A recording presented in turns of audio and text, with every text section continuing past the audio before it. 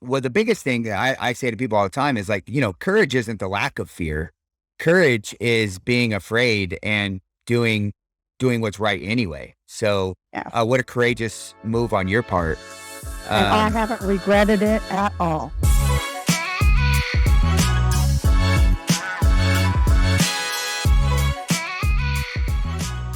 All right. Well, I am here with my mom, Bev Wooley. Mom, you are. I wanted you on this show because, obviously, you've been such an inspiration to me. As a person who, you've been through quite a few things in your life, and you've never made any excuses.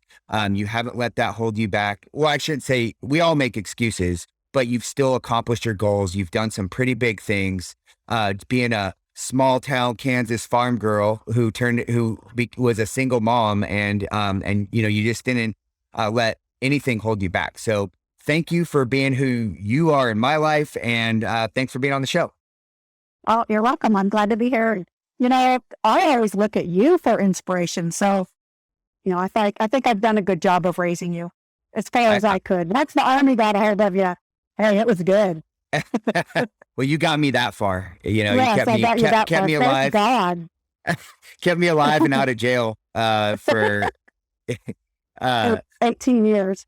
For 18 years. Yeah. So what have you been up to lately? What have you been doing? Sitting here in Kansas. It's fall. I was hoping to be traveling at this time of the year, but I have things to do here, so I'm stuck. Okay. Oh yeah. Where were you going to travel? I was going to go west, like I always do, or south and west for the winter where it's warmer. But for the audience, I call my mom a gypsy to everyone. So she likes to pack up her RV, and she's traveled all over the place. And another reason why I'm really proud of you, after Dad died, you were on your own, and you didn't, well, I guess you've always been very independent, but you just picked up and started traveling and doing all kinds of stuff that I think a lot of people would have been afraid to do. Well, it was scary, and that I was so unhappy just working and paying the mortgage and car payments and stuff. And it was a book that you gave me right off. I don't remember the name of it. It was a book you gave me that made me reevaluate what I was doing. And traveling was one of those things that I felt that if I didn't do it, I was going to be unhappy. And it took some research, and I thought it was weird that a single older woman wanted to travel. But when I did some research, there's a lot of women out there traveling. And so that inspired me to get my pickup and my fifth wheel and sell the house and take off for a couple years. And I got to see places that I had been wanting to see. And now that's really in my blood, and I want to go back to traveling again. I came to Kansas to help take care of my mom and dad. Yeah. Well, I love that. I love that. Well, the biggest thing that I say to people all the time is like, courage isn't the lack of fear. Courage is being afraid and doing what's right anyway. So, what a courageous move on your part. And I haven't regretted it at all. Yeah. Where all have you been? I think I know some of the places, but like, what's kind of a quick rundown of all the places you've traveled to? Well, so I started out in Austin. So I went through Texas, Oklahoma, Kansas, Nebraska, South Dakota, Wyoming, Montana, Utah, Nevada, a little bit of California, Arizona, New Mexico, and came right around back to Texas. And I did that a couple of times. Yeah, and you stayed in a lot of those places for prolonged periods of time. It wasn't like you were just driving through. Correct. That took me 2 years. Yeah. And then for 2 years, I decided to take a job in Arizona, and I was in Kingman, Arizona for 2 years working as a nurse practitioner, and then started traveling again. That's right. I forgot about That's when I came back to Kansas to help take care of mom and dad. Yeah. And what do they call it? The types of people who are in RVs that are like kind of off the grid. Some they call them boondockers. They're Boondockers. Yeah. van dwellers for people that live in vans. And Uh, I was in a movie, Nomadland. I was that's an right. extra. And I have still haven't seen the movie yet. I keep meaning to, but it's kind of about people who are boondockers, right? Van dwellers. It was Van dwellers. basically van dwellers. So my friend Charlene Swanky was kind of a main character in that movie. And because I knew her, she invited us to be extras for her memorial service, in which, was in the movie, but not in Yeah. life. But all of our parts got cut out. So, but you can see me back there if you know what I'm at. I'm a blurry figure on the other side of a campfire. So I see me, but everybody else is going, Bev, where are you? And I'm on the Well, credits and everything. It's pretty cool. that is a cool experience. I mean, Yeah. I don't think I've ever been in a movie that I can think No, of. I was Uh, paid. I yeah, got paid for doing that. that's awesome. Yeah, but being in a movie is super cool, and it's just probably made a movie about it because what a cool lifestyle. I mean, such an interest. I bet you meet so many interesting people, and For sure. I've met some crazy cool people, people that I remain friends with now. The movie is actually about a woman that her husband died, and all of a sudden, and she lost her job, and it pretty much made her homeless. And she decided to get in a van. Put her stuff in storage, and it shows her trying to work like in the sugar beet industry and for Amazon and which is in South Dakota. And so it kind of showed her life. And then she met up with other van dwellers like Swanky and a couple of other people that are then featured in the movie. mhm. And it brings in their troubles. Do you relate to any of that? I mean, hearing parts of again, I haven't seen the movie, but hearing you describe it a little bit, I feel like maybe there's some similarities between you and the main character. But do you? A little bit, because this person and all of these people that I have met and that are in this movie are kind of forced into this lifestyle. For example, Swanky, she makes very little on her Social Security, and she wouldn't be able to afford to rent an apartment and all of that stuff. So a lot of people that I've met were forced into that situation. I was not. I've been very fortunate that, I ended up buying this house. So I wasn't forced into that situation. Yeah. Well, I guess I thought about like the husband dying thing and stuff like that. Yeah. A lot of widows, and widowers. There's a lot of males out there too that lost their spouses.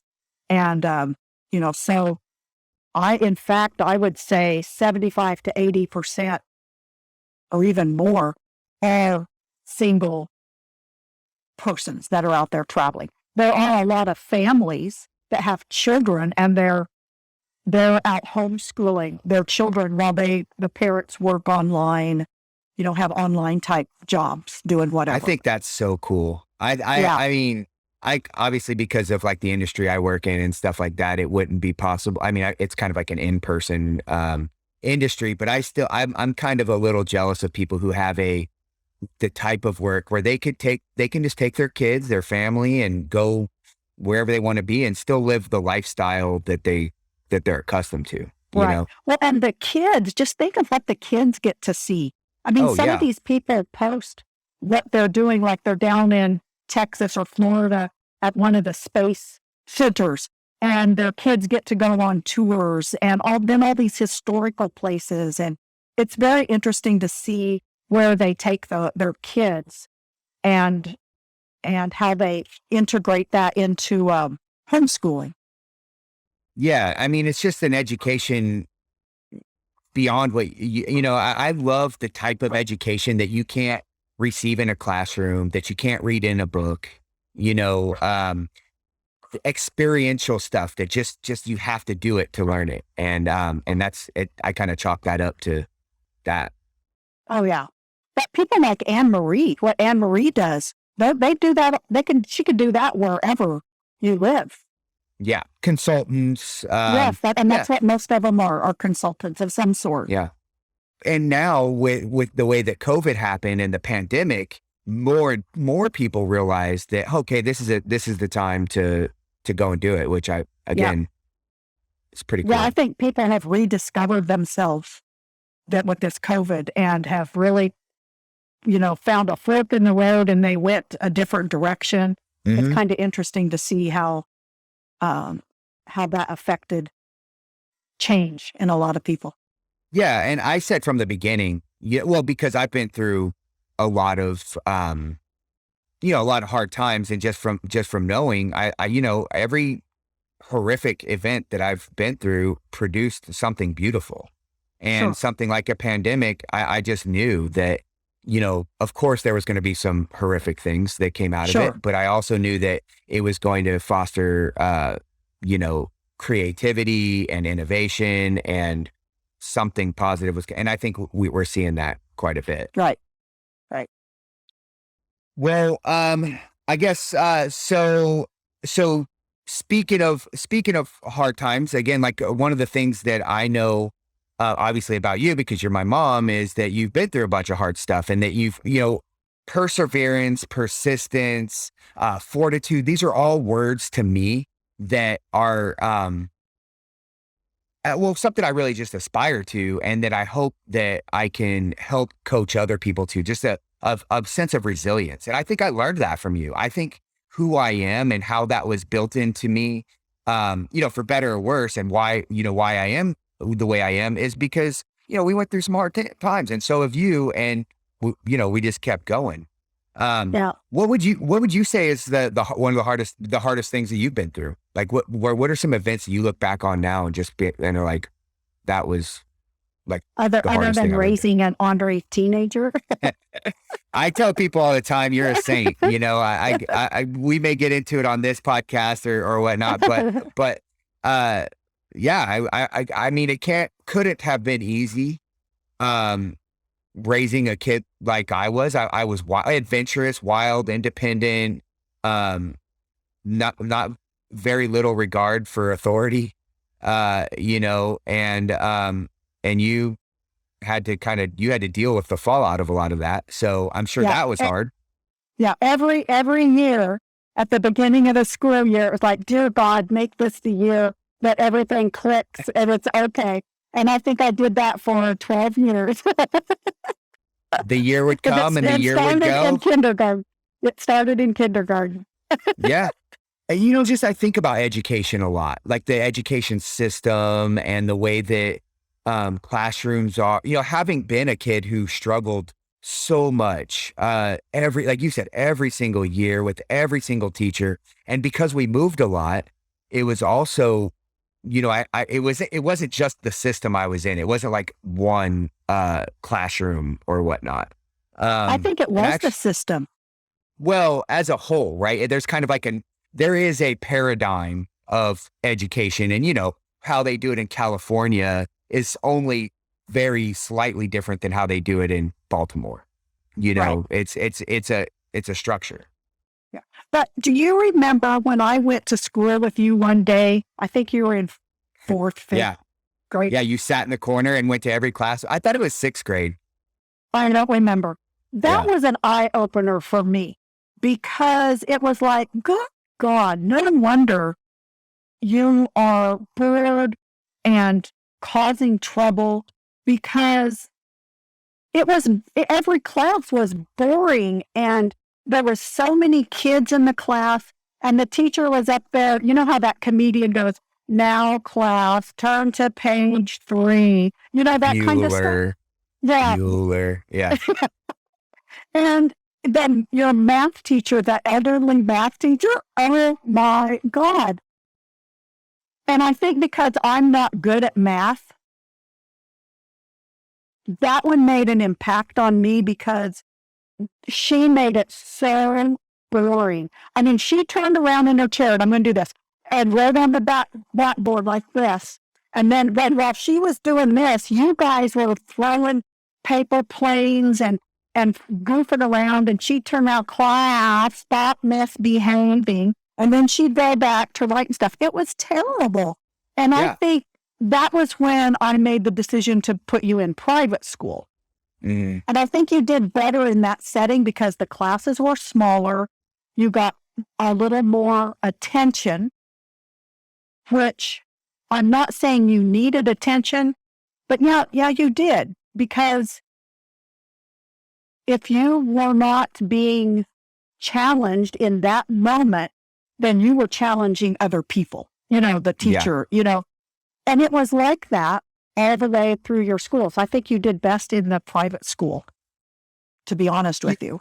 Yeah, I think something that I had to overcome, well, especially as an adult, and I probably just wasn't aware enough as a kid, was once I got it in my head that I was one of the bad kids. Like once I had been made to feel like I was just You were a labeled. troublemaker, I was labeled, and Yeah. and not only did the teachers and the school treat me like one of the bad kids, but I accepted that label for myself and I started acting accordingly.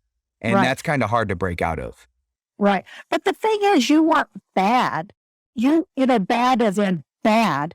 You were No, just of course not. angry. And Yeah. you disrupted the class because you like to be a comedian and, whatever. So you might consider that you were bad, but I think you were challenging to the teachers. The teachers were forced to find a different way to challenge you and to teach you. And most of them didn't want to even rise to that challenge.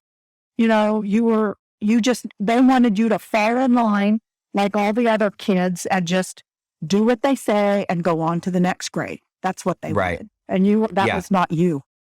And it's never happened. I've never been that person.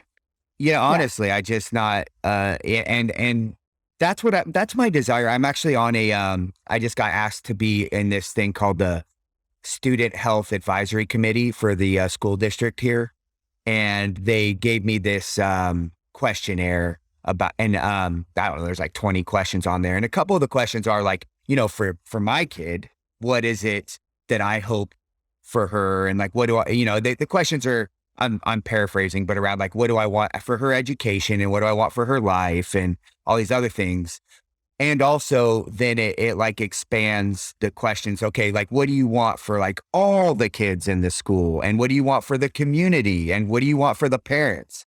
And because I was that kid that you just described, I want all these kids that to be to realize at a younger age their talents, their power, and if they're not like everyone else, they shouldn't be made to feel like they're not good enough or that they're an outsider. That should be, I think, celebrated and enhanced and drawn out of them so that by the time they become an adult, whatever we consider adults these days, they're far more functioning and they have more tools in their tool belt to help them to succeed, Right. I think kids learn differently. Some kids do well in a classroom setting. I think other kids do well in more of a interactive, is that the word I want to say? Interactive type of a situation, Sure. and I think they need to identify that early on because like you were not a classroom. No, I could not participant. sit down. I could not shut up. I couldn't, And we had you tested for attention deficit. Do you remember that? And the no, two or I three remember people, being tested for a lot of stuff. yeah, the two or three people that tested you said he doesn't have attention deficit. He's bored. He is. They said you were very smart, and you were bored in the classroom, and you found a way to occupy yourself, which did Yeah. not go well in the classroom with the teacher. So Yeah, I think there's a lot of kids who have like a certain combination of characteristics like that. So they might be like a tactile learner who's intelligent and then have a high degree of disagreeability, right? And that little combination, needs to be engaged in a different way, and Yeah. that's really my hope. That's what I'm trying to get the school district here to kind of see is like, how do we identify those kids like as early as possible? And then rather than making them a troublemaker or something, or not, at least not giving them what they need. So they somehow kind of like, they divert themselves, um, giving them a path for success and how to channel that, Yeah. you know? Don't you wonder how different your life would be if the education system figured you out? I mean, Yeah, I do, and then I don't, because I don't regret anything. I All the stuff that I've gone through, all of those challenges. Obviously, I'm having this conversation with you right now, and I've had many conversations with young people. I mean, the reason why I've worked with young people in the past, whether it was in the juvenile justice system or whether it was in as a social worker and stuff, I can speak their language. right. I understand. I've been on that path. And so I don't have any regrets. I do wonder though, Yeah. because knowing what I know now, having been, an educated person and gone through college and master's degree and a business person, if I had expedited that, like if I had realized my talents and my abilities at a younger age, I would not have gone to the Army. Well, I tell people all the time, I'm not a patriot. I wasn't like, it's not that I'm not a patriot. I didn't go to the Army as a patriotic act. It right. was literally, I had no other options. And that's where I ended up. And thank God I ended up in the units I ended up in, and the experience I had with the leaders that I had, because that was when I learned how to channel everything. So, what do you think the Army did to find your superpower and grab onto that and developed you into what you are today? I think it was a combination of a couple things. One, uh, there were people who saw that potential, right? For whatever reason, whatever I did, I don't know. They saw the potential, and they just like would not allow me to be substandard to what they thought I was capable of. I mean, just no exceptions. I know you can do this, and you are going to rise to that occasion, or I'm going to crush your balls until you do it.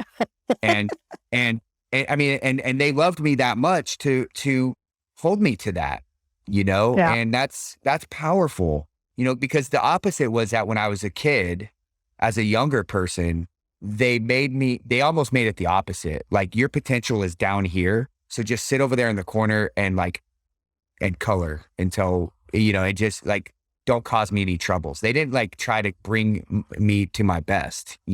So you say the teachers did that? Well, yeah, that's as a kid, and Yeah. that's why the Yeah. Army was different. The other thing about the Army was the flexibility and the allowance to do things my way. I think that they gave me enough rope. They're like, I know you have potential. Maybe I don't see you. I mean, here's the end state. So in the Army, the commander, the whomever says, here's the end state. However you get from here to there, is at less important than achieving this end state. And so I had the opportunity to kind of create and design a path to that success in my own way, Uh-huh. and to be able to lead other people to do the same thing. And I think that combination of the flexibility and the high standards, hmm um, is really what changed my life, you know? Well, when we went to your boot camp graduation and you came into our hotel room and made our bed, I went, holy mother God, I don't care what happens from this point on. The Army got Athan to make a bed. And, Yeah. all was good. I don't really remember that, but I remember, like, I was probably showing off, to be honest now, like looking back now. Like, I wanted you guys to know. I think it was really, I had always felt like a failure to you guys, and I had always felt like a disappointment to you and Dad. And I think that having now some success in the military and stuff, I think I was probably showing off, to be honest. I wanted you to know that I had figured some things out, and that I I remember Dad. I mean, I don't think he was trying to be mean at all. But when I said I was signing up for the Army, he kind of laughed, and he kind of said something like along the lines like, "I'll see you soon. I'll see you in a couple weeks." That's because we thought that someone getting in your face was not going to end up well. Well, Yeah. because if we got in your face, it didn't go well. So Right. I think we saw you potentially puffing up that tough guy stuff and not letting the Army do what they needed to do. And you'd end up, boxing someone or in a fight, and they'd kick you out. That's what we were afraid of. Yeah. And the phone call with Mark, do you remember that? I don't remember the whole thing, but you said, well, if I just shut up and do what they say, all is good. And they're going, oh my God. Yeah, like I've been saying this Yeah. for 17 years. Yeah. So, Well, you know how it is. Like a parent or a spouse or whatever can say something 100 times, and it just doesn't sink in. But then like one other person says it the same exact way, nothing different, and it just somehow clicks. well, and I think that perhaps that clicked well with you because they were not your mom or your dad or your teacher. They were more of a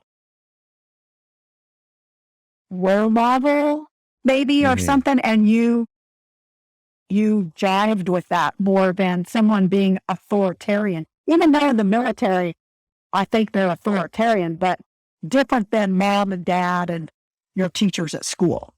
Yeah. So, Yeah, I agree. I don't know. I mean, I remember being also. I mean, I thought I was. I mean, I thought I was a badass going into Yeah. the military, but I also remember being very scared. Being scared. I remember. You go to 30th AG, which is like it's a reception place on Fort Benning where people who are going to be infantrymen all go. And I can remember laying on the bunk, like an open bay bunk, one of the first nights. I hadn't even been gone into basic training yet, and crying, laying there crying because I was scared. And I'm sure. I remember the drill the first day when you come off of the you get traveled around in horse trailers, and when you come off and you're going to like wherever your basic training's going to be, and it's the classic what you see in the movies or whatever, where all the drill sergeants like swarm you and they're screaming in your face. And I still very clearly remember being fucking terrified, bet. and I think that was part of it too. Like in that moment, I was humble, and I was, my ego was shrunk down from where it was. And I think that made a difference too. Like I Yeah. kind of knew like what you and Dad were going to do. I kind of knew what teachers were going to do, but I didn't know what these people were going to do to me, Yeah. Yeah. So, so yeah, I tell people you're a saint all the time for how you, for how you got me to being an adult from somehow. But do you think that was the hardest thing that you've ever got? Was raising a kid, somewhat by yourself. You had Dad around, but Well, yeah, because it was year after year after year after year. It wasn't just something that happened and was done. It was something Mark and I had more than a few arguments about child rearing and what to do. And we both had very different ideas. And so it was something that was ongoing, and I wouldn't trade it for anything because the person you are now is a perfect person. And, to me, so all of that led to where you are now. So I wouldn't go back and change it, but I do kind of wish it would have been a little different. Yeah. For everybody. Yeah, you were always in trouble.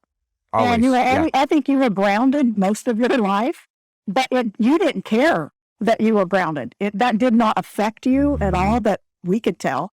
We took phones away, TVs away, and you didn't care. Yeah. So we never found your soft spot.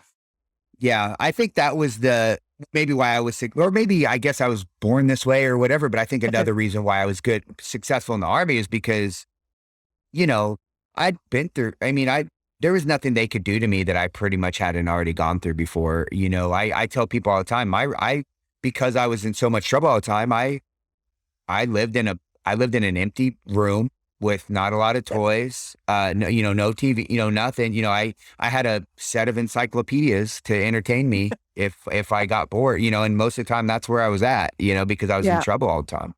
We all knew you were very smart. The way you tested, throughout school, and the teachers would all say, Athan is very smart. He just doesn't do his homework and he's disruptive in class. And so that was that was hurting your grades.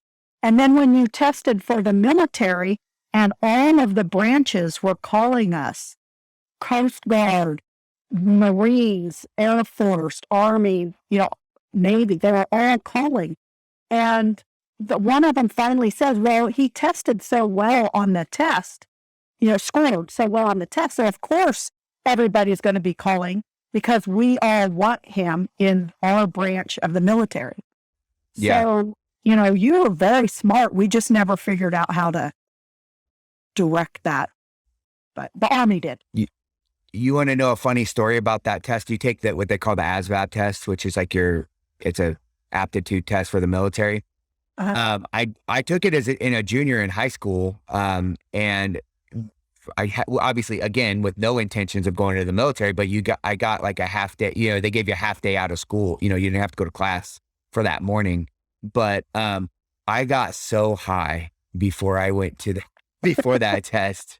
I was like out of my mind, like just because I didn't care about how I did on it. And then it turned out that, like you said, I tested like almost a perfect score on it. Yeah. Which is crazy. I don't know how all that happened, but yeah. I didn't know you were high. Well, it's not something I go telling a lot of people, I guess, but that's the truth. So I think a lot about, though, like if, when we look back on like what if I known then what I know now, and, especially around like health and wellness, like if I had been taking better care of myself, and of course I played sports and stuff, but I didn't really apply myself, at that time. Mm-hmm. But like you've been also now lately, like really working on your health and you've been allowing me to be a part of that with you. So I kind of have some insight to it. But are there things now that you, with your years of wisdom and everything else, kind of wished, maybe I wish I knew that back then? Oh, I wish I was much more physically active. I wish I had found like something that inspired me, like running or something a little on the competitive edge, but I'm not real competitive, but bicycling. I wish I had found something a lot earlier, because now it's a big struggle to get into the habit of doing it, because I've had 55 years of not doing it. Mm-hmm. And now I want to do it. In high school, I was in track and I did okay for a 4'11" little person, Yeah, you did. The funny thing about that is you did track, but you didn't just do track. You did hurdles, didn't you? I did hurdles. And it's so funny because I watch people do hurdles and they just glide over the hurdles. And I had to go run and jump, jump. And it was, it's funnier than how to watch that and remember what I did, because I was so short, and they couldn't even lower them enough for me to glide over them.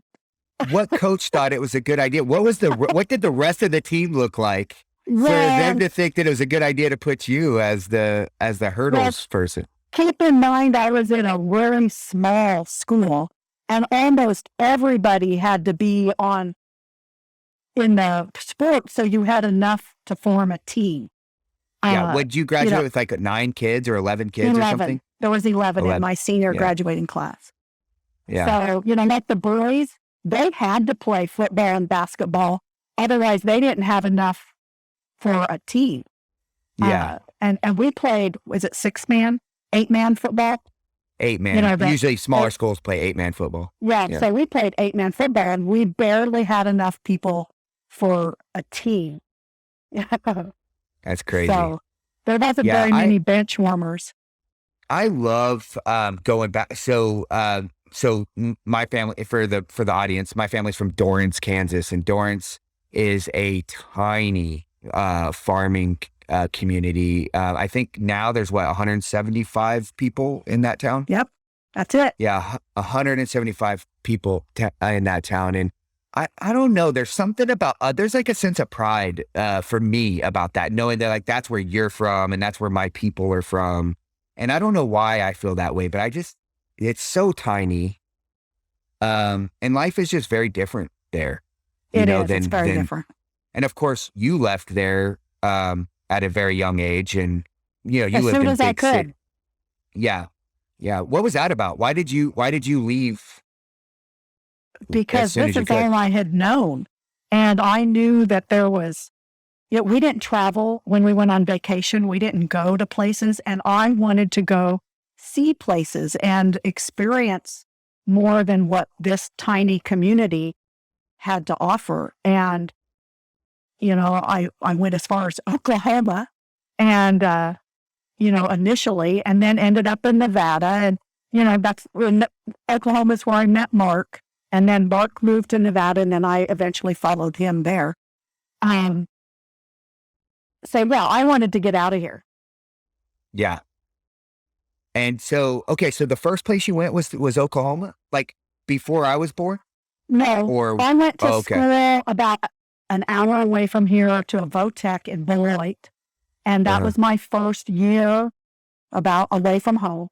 Then I moved to Hayes, and Hayes is where you were born. And I think you were, it was on your second birthday that we were moving to Oklahoma. I was working for that respiratory therapy company, and they provided respiratory staff in rural hospitals. And so I was in Oklahoma with them, and then I went to Albuquerque, New Mexico with them. And so I didn't realize you met Dad in Oklahoma. Yeah, I thought you met him in Albuquerque Hospital. And Wilburton Hospital. Interesting. Yeah. I didn't like him when I first met him.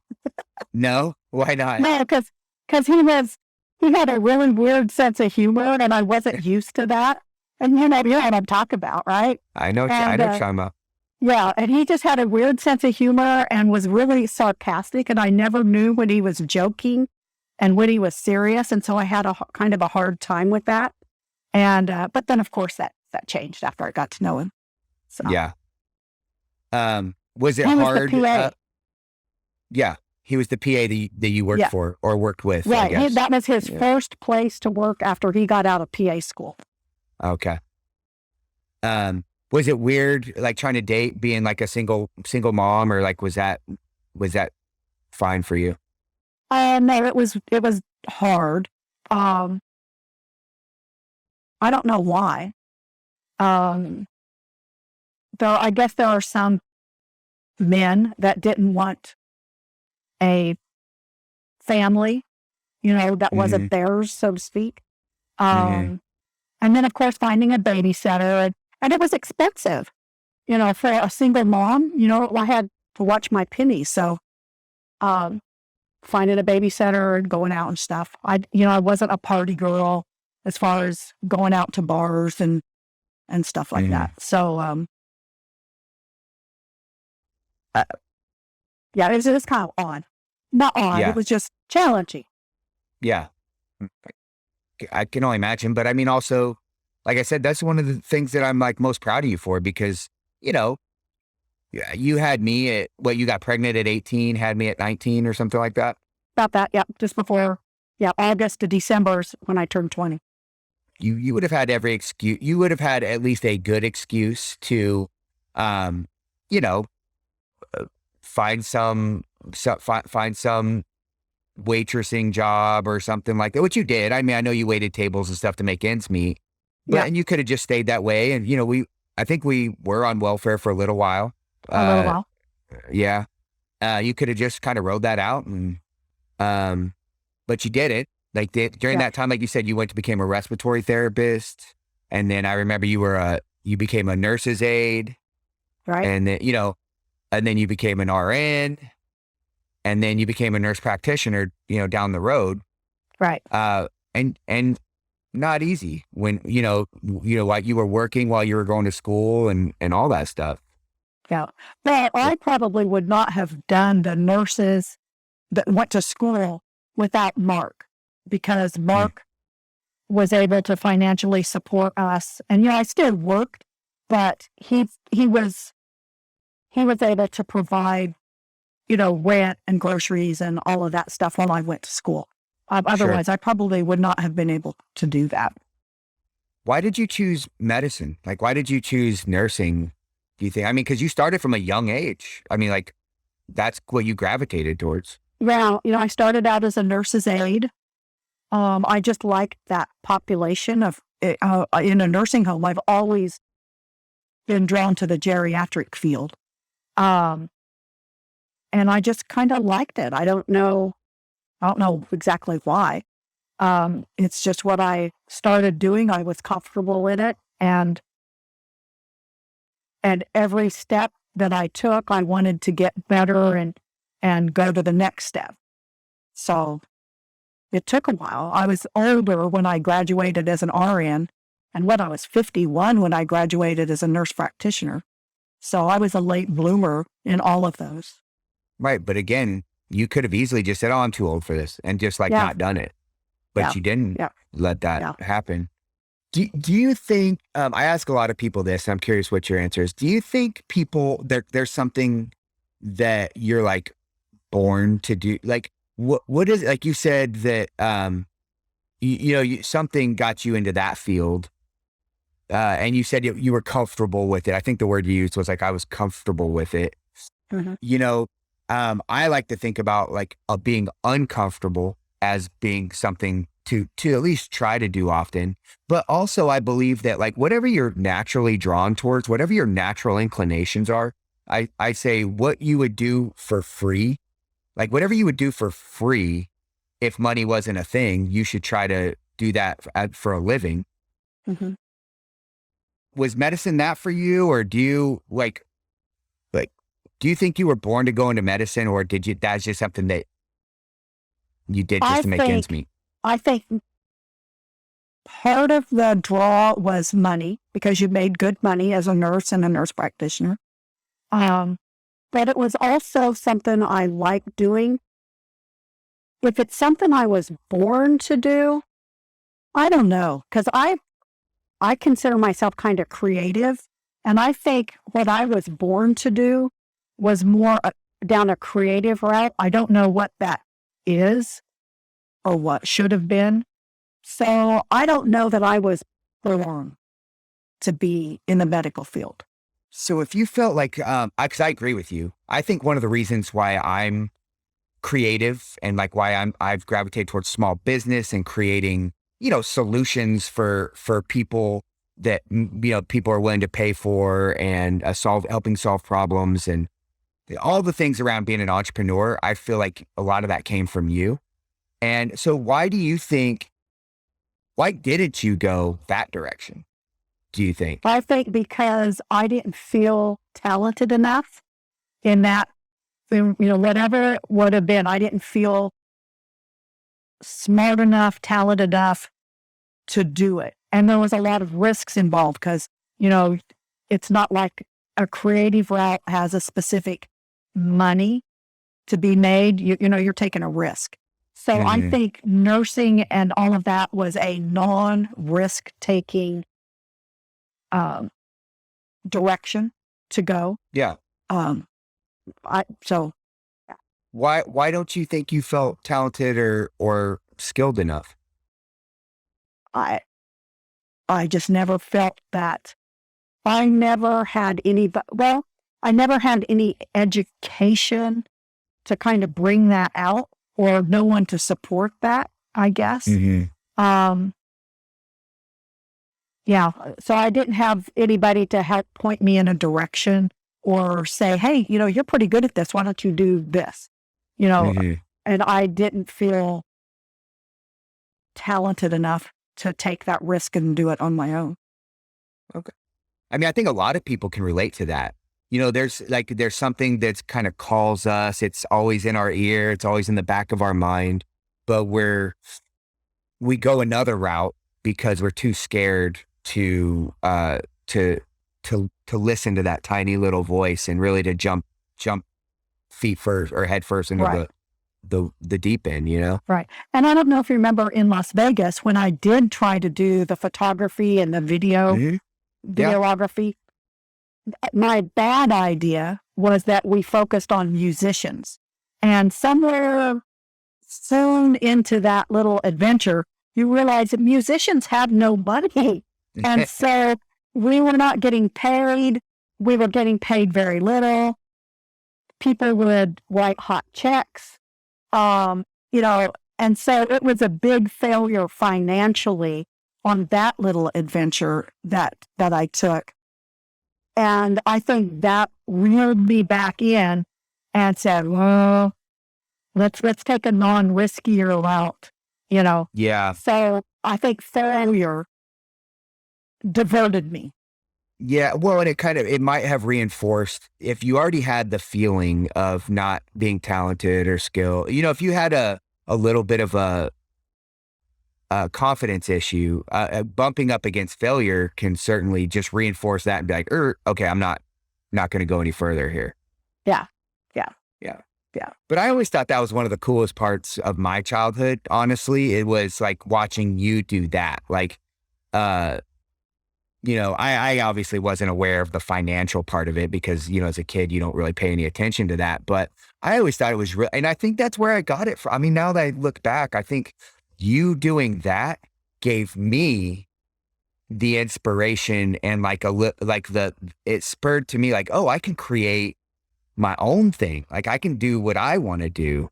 And seeing you do, and dad being a musician, watching him be on stage and uh I think both those two things were very inspirational to me. Right. And Mark loved it, but it definitely was not anything that he could make money from at that point. He had to Hmm. keep his day job. And he loved being a musician and being on stage. He was good at that and he loved it. Yeah. So, Yeah. I and it was remember that. very I think, interesting. He got to warm up for or not warm up, be the warm up, the initial band for Molly Hatchet and uh, not Alice Cooper. Was it Alice uh, Cooper? Alice Cooper. And, and these bands, they were not in their heyday at that point. no, They were, playing in small venues in Las but Vegas. still, But yeah. it was cool to meet all these people. Yeah. The Leonard Skinner Yeah. band. Yeah. Um, yeah, I remember all that stuff and just thinking that was so cool. I mean, Yeah. I had a very unusual childhood in that, most people have a living room, which, for a large part of my life, we didn't have. We had a band room, and I'd Yeah. walk in there, and it's just piled high with speakers and amplifiers, drum kits, guitars, microphones, everywhere in there. And I always just remember just being like, "This is so cool." This is, just, I didn't find it to be an inconvenience at all. Yeah. Yeah. Yeah. It was an interesting few years for sure. Okay, so I want to switch gears a little bit. And well, first, before I switch gears too much, what were there things that you thought I was going to ask you about that you that you want to talk about, or any topics that we should talk about? Not as far as our personal lives go. No, I think you've asked the questions I kind of sort of expected, and it took a few curves I wasn't expecting, but that's good. So I'm good with Yeah. it. Okay, I want to talk about your health. I want to talk Okay. about your habits and things because I kind of alluded to it earlier, but you've been doing these. I need to find a different word for it because I don't like calling it a challenge, but that's what we call it. It's the Uh-huh. 30-day habit challenge, but I'd like to call it something else when I have time to think about it. But nonetheless, it's a coaching it's 30 days of coaching that helps people to really optimize habits that help them to feel great about their days. Obviously, get into a more optimal physical condition, whether that be through physical activity and nutrition and sleep and hydration and a lot of other things. And you've been participating in these for now over a year. Yep. And how are you feeling about all of that? And like, what do you feel like is working for you? Well, I think it's worked very well. Nutrition, I think, has been the biggest thing that I've come away with as far as portion control and the macros and understanding the proteins and the carbs and the fat kind of an issue, and not focusing on just watching your calories. Because I think I know that up to that point, I was only looking at calories and I wasn't looking at the quality of those calories. And I just struggled with weight gain, even though I wasn't eating. I was skipping meals. I wasn't drinking water. I had a lot of nutritional bad habits to overcome. And I think that's probably been the biggest eye-opener over the year. Exercise has just still been a struggle for me to just get in the habit of doing it and doing it. I don't like to sweat. Yeah. I was going to ask you, why do you think that the physical activity is the harder part for you? I think it takes a big commitment, and I just haven't figured out how to get that commitment off and get it going. I'm a natural born couch potato, and I just have a hard time overcoming that. And living in this small town, and I know this is no excuse, but the closest gym is 20 miles away. I have stuff here. You've bought me stuff to work on my own, and in a lot of ways, I prefer working out here at the house, because I'm not wasting 20 minutes to drive to the gym and 20 minutes back. But I have no good excuse on why I haven't taken off. And I know that if I had been doing better at that, my weight loss and muscle gain would be a heck of a lot better. But I've lost 22 pounds, I think, in a year. You've done great with what you've been doing. Yeah. And I can see it in my face and the way my clothes fit. My endurance is a little bit better when I do walk a mile or run a mile or try to run a mile, and some of that stuff. So I know I've improved, but I'm a little disappointed in myself in that I haven't really got the exercise thing down a lot better. Yeah. Again, not accepting any excuses from you, but it does make a difference. Environment is a thing. People often, what looks like a people problem is actually a environment problem, a situation problem. And I think a lot of people listening to this might be able to relate to it. There's things in their life or in where they live or whatever that it's an obstacle that's just enough to make it not easy to overcome or adapt. Right. And another thing is I don't have an exercise buddy. There's no one here. Right. There's not one single person here that goes to the gym, I don't even see people going for walks on a regular basis. So I don't have anybody to say, hey, Bev, let's go to the gym. And, if I go, oh, I don't really like it. No, Bev, let's go. I think sometimes I need that kick in the butt to get busy and do it. An idea just occurred to me, and I'll the people who do the challenge, the habit challenge, remotely like you do. Maybe we should have you guys do like video workouts together. Like we should try to get you guys to like that. So you're going to the gym together, but from wherever you are. Right. Like we did during when the pandemic first, like when all the gyms were shut down and everything, we just had those video workouts, and people, it kept people on track. Right. Well, I think schedules is probably a big thing.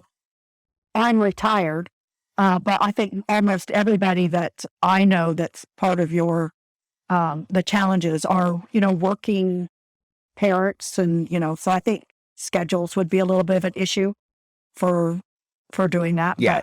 Yeah. I mean, But I know, but I think when you implemented the buddy thing, I think mhm. that did make a difference, because we've had like 2 or 3 people that would say, "Hey, did you exercise today?" Or "I'm going to the gym. What are you doing?" And, I think that did help a little bit. Yeah.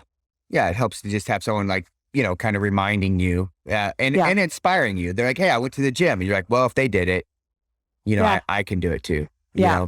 That little competitive edge kind of kicks in, like, oh gosh, you know, I can't let them beat me. Yeah. Yeah, exactly. Yeah. Um, so, what are some things that you would like to do better with your health?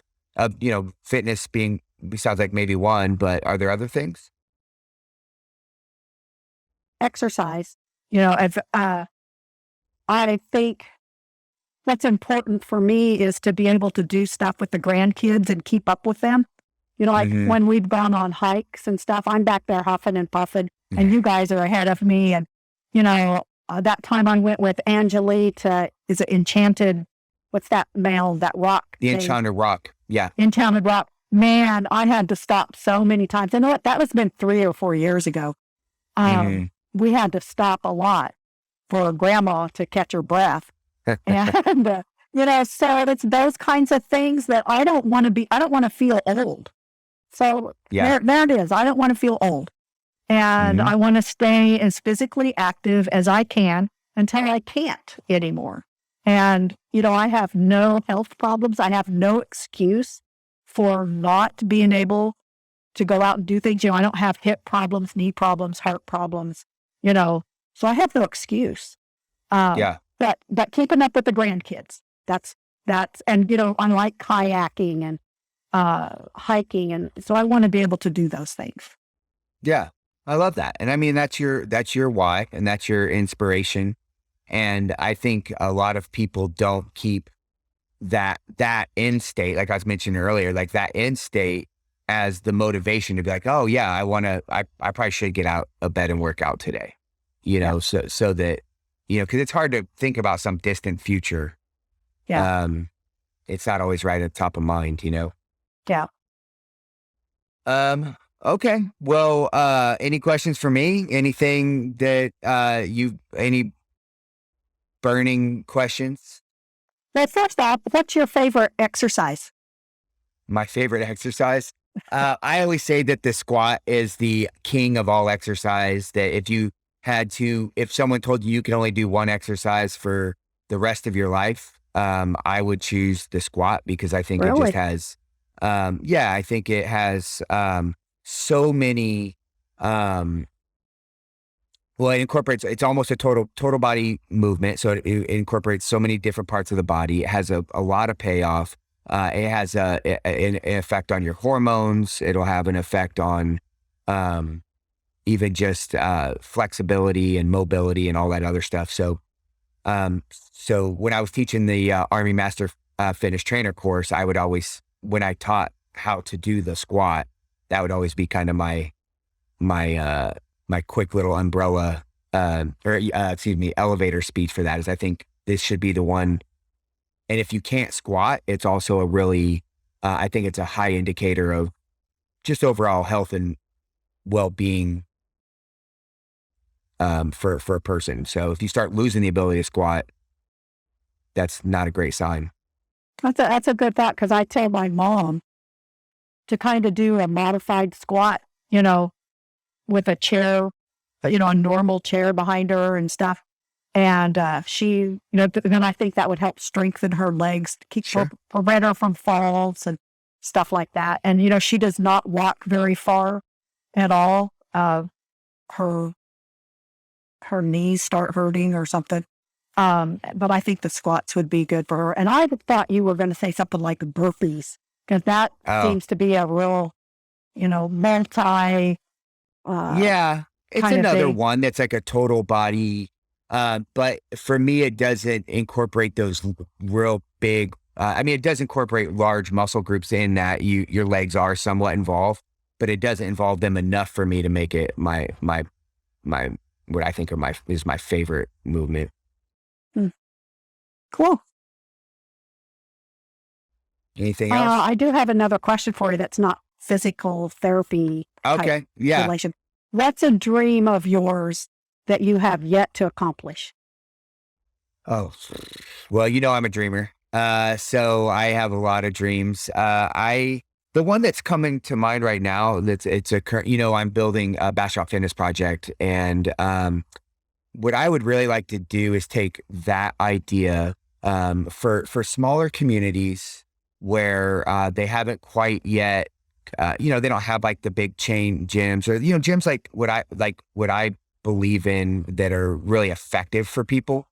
I'd like to put, develop little what I call hubs of health and wellness into smaller communities that don't quite have access to that yet.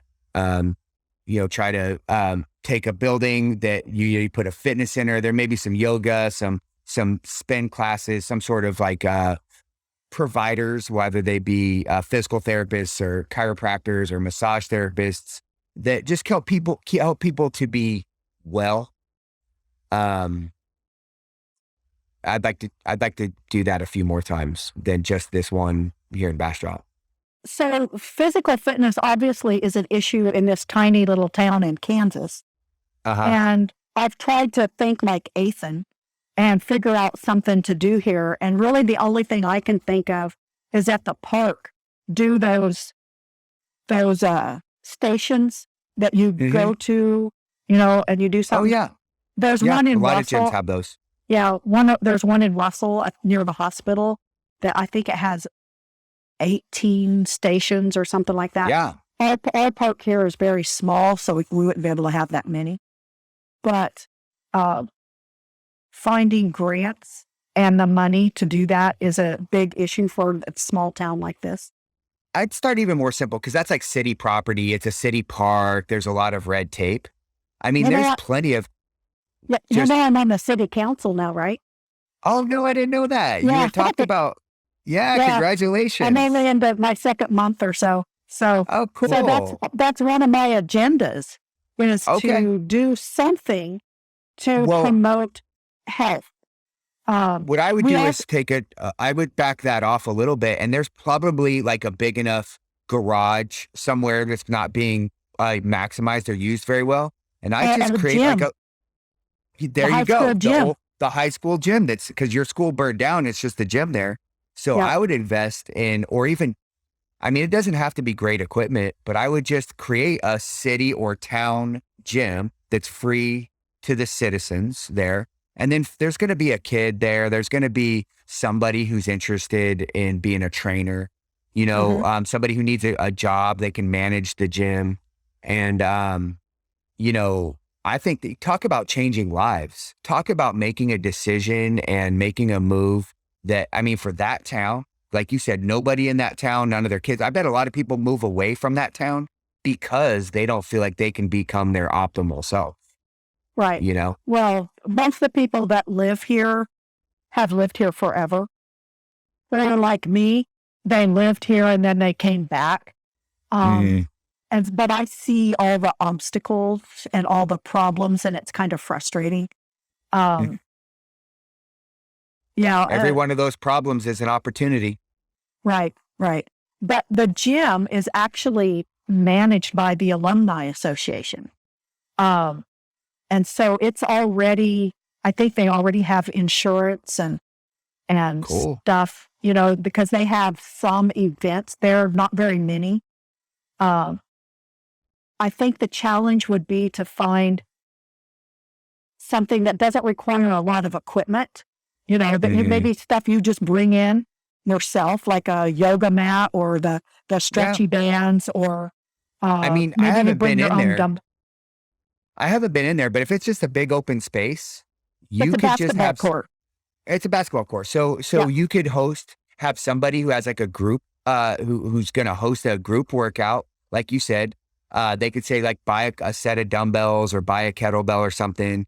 and a yoga mat, and everybody just brings their own stuff. And you could mostly just do body weight. But that's how I started. You remember, I had a boot camp out in a park. Yeah. People didn't, I brought what I could, and they, I guess nobody who came brought anything of their own, but it was just mostly body weight stuff, Right. you know? Right. And the good point is the football field is right there. It's on grass now. It's not, and it used to be the track. So you could use that to run or do some outdoor stuff. There's no hills like you made us do. You remember those hills? Oh, yeah. That were no, there's none of those, and there's no park or there's no benches to run up and down.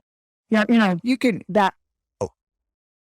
if I were on city council and I wanted to improve the health of the citizens of that town, I would simply just hire a trainer. I would hire a part-time trainer with whatever city funds you have, and just tell them to be as creative they can be. They'll find ways to do it. They'll try a few things. Some things will work, some things won't. But just offer free opportunities to that town, and the city wouldn't even have to pay somebody that much to be a part-time trainer. I'll have to check on that. I don't know where I would go to find a trainer other than maybe start at the recreation center in Russell, which is the gym that I go to, and see if there's someone there that I think the trainer actually travels from Hayes. Somebody will have a nephew, a cousin, somebody who's interested in fitness, who maybe isn't certified now, but it would be willing to get certified or something, there's always people like that around. Yeah. Maybe we'll have to consult with you and have you help us set something up. I would love to. It'd be, I think, be so cool to help the people of Dorrance to be healthier. Yeah. Right now, our biggest fundraising for the park is we're tearing down the bathroom and building a new bathroom. So we've actually got a grant for that, and we have to match it. So that's our challenge. Nice. Well, that's cool. I'm so glad you're on that city council. Yeah, someday that's an aspiration of mine, is to kind of somehow get into some sort of, a position where I can help a large community of people, rather than just kind of, how I'm doing it now. Right. But all righty. Well, we've definitely been chatting for quite a while, and I think we should probably wrap it up. Barring any other questions or anything that you wanted to talk about. No, it was fun. Yeah, really fun. I appreciate you taking the time. I'm sure our listeners will kind of get a little bit of insight into who I am and where I come from, because you are where I come from. And again, I'm just so thankful for the person that you've been in my life. Not only, a lot of my success is directly related to you. So thank you for that. I love you very much. And I love you too. And you've been an inspiration for me. And I'm glad I'm able to look at you and think, the kid ended up very good despite all the setbacks I felt that we created for you. Yeah. Who would have thought that we'd be here now? Yeah. Well, so I'm very proud of you. Well, I thank you. I appreciate it. I'm proud of you. You continue to do a lot of big things. So, Right. Are the Chiefs going to win tomorrow night or Monday night? The Chiefs are playing Monday night. The poor Chiefs. I don't know what happened to them this year. It's going to turn out to be a good thing. They needed a year like this, but it's been disappointing, to say the least. Yeah. Well, I think we had high expectations for them to maintain that level of playing, and you can't do that. I don't think you can maintain that like that. Everybody's playing. Everybody thought the Chiefs were the team that had to be beat. So everybody's building their team to beat us. Right. And we can't build our team to beat everybody else. Right. And they've changed their strategies based on Kansas City Chiefs history. And so we haven't figured out how to change our strategy to keep them on their toes. Yep. So bless their hearts. I'm always a Chiefs fan, even when they're not doing good. So, I'm there rooting for them no matter what. Same. I'm curious to see how they turn it around this year, but yeah. Anyway, go Chiefs. I hope they get to the playoffs because it's not looking good. Yeah. Not likely. Yeah. Yeah. So, all All right. right, Mom. Well, I love you. Have a good I rest love of you your too. day.